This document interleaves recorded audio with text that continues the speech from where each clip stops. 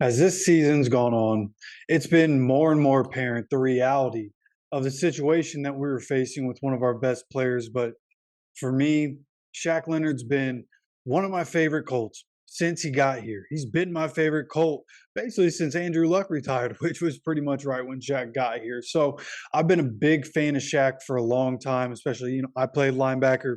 I have an affinity for linebackers, and Shaq at his peak was great.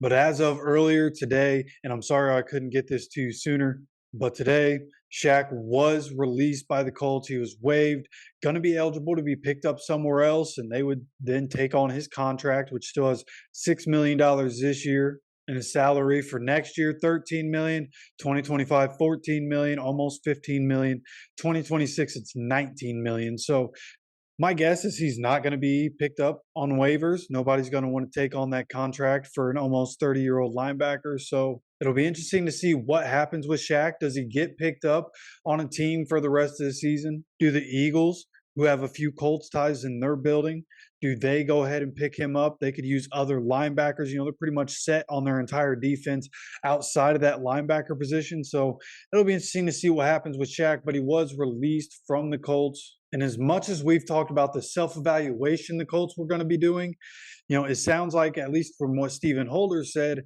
Gus Bradley told him on Monday that he was going to be benching Shaq Leonard. So through all this self-evaluation, they had gotten to a point where it just looked like Shaq couldn't be on the field anymore. And then come Tuesday, the decision was made. We're just going to go ahead, release him, let somebody else pick him up if they want to. And my assumption here is that they tried to trade him at the deadline, and nobody was interested in trading for Shaq. Again, with his contract and how old he is, what he's been looking like on the field, like, understandable, nobody wanted to trade for him. So with no trade market there, they went ahead, cut bait, just went ahead, got him out of the building, ripped the Band-Aid off. And in turn, that's going to save the Colts just over $12 million in cap money. They're going to have $8 million in dead money next season and $4 million in dead money in 2025 because Shaq was cut. But if you look at what his cap numbers were going to be, it was going to be $20.1 million cap number, even though his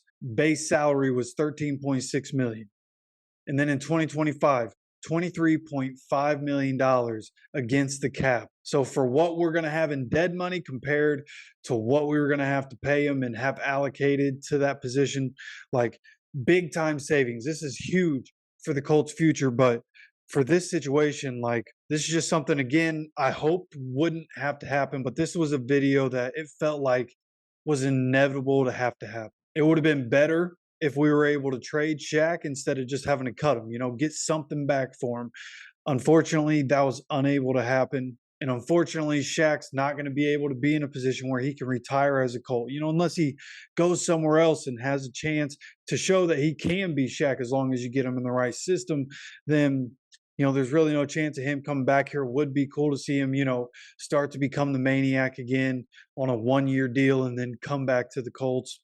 I just don't know if that's a thing that's going to happen. If you turn on the tape, I just don't know if that's something that's really going to be possible. So going forward, what we look for without Shaq going forward, we've talked about all week about how the Colts were going to have about $77 million, a little over $77 million in cap space going into the offseason next year. That number has just gone up. Okay, the way it sits, the Colts are going to be at nearly $90 million in cap space. Okay, so we just talked earlier today on Tuesday, about how Julian Blackmon is only going to get paid if Gus Bradley stays. And now with more cap coming available, that number 12 is pertinent because we were talking about how paying a guy like Julian Blackmon, you're looking at about $10 to $12 million.